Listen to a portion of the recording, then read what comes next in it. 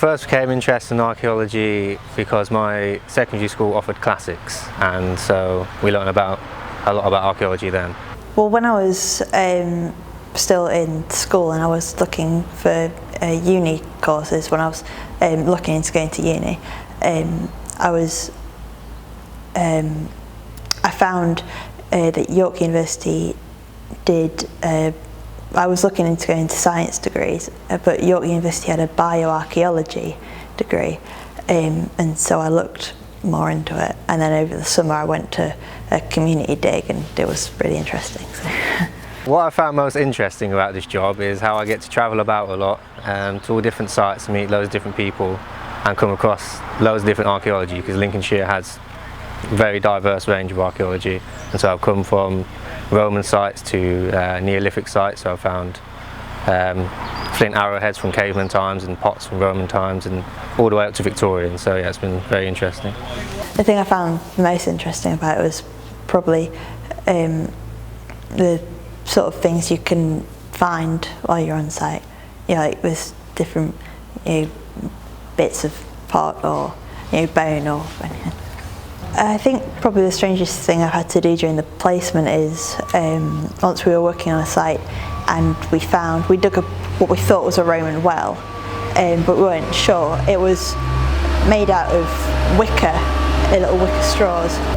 We'd uncovered sort of the top of it, and it was made out of like it was made out of like branches woven together, but because it was so old, we were worried that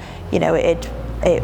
would be rotten and it was breaking off really easily. So I had to use like a little, instead of a trowel, I had to use a little like plastic spatula like you use with Play-Doh, and just sort of like chuck away the little bits of dirt around it without breaking off the wood. The biggest challenge was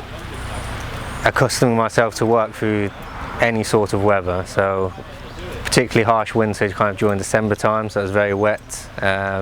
very windy and quite icy, and so I'd have to dig through frozen ground like meters below, and so it was very physically taxing, but you get used to it after a while. Yeah, that was the most challenging part. I've never really done well with cold, and so I feel like going through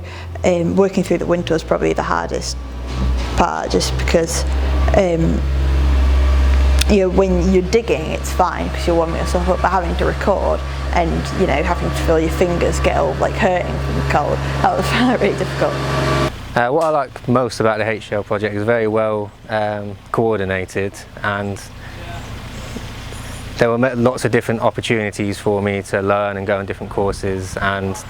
there was always a helping hand there if ever I needed it. What I think works best is that I'm sort of learning on the job, sort of like going out and like I'm not only learning what an archaeologist is supposed to do, I'm actually getting work experience along with it, so I don't have to spend months training again when I actually try and get a job in it. The advice I give to people looking to start off in archaeology would be to know that it's going to be difficult physically, and do a bit of research beforehand so you kind of know what you're getting yourself into, and be prepared to move about, because a lot of the contracts are short term, so you have to move about the country a lot if you want to sustain work. Practical experience is more important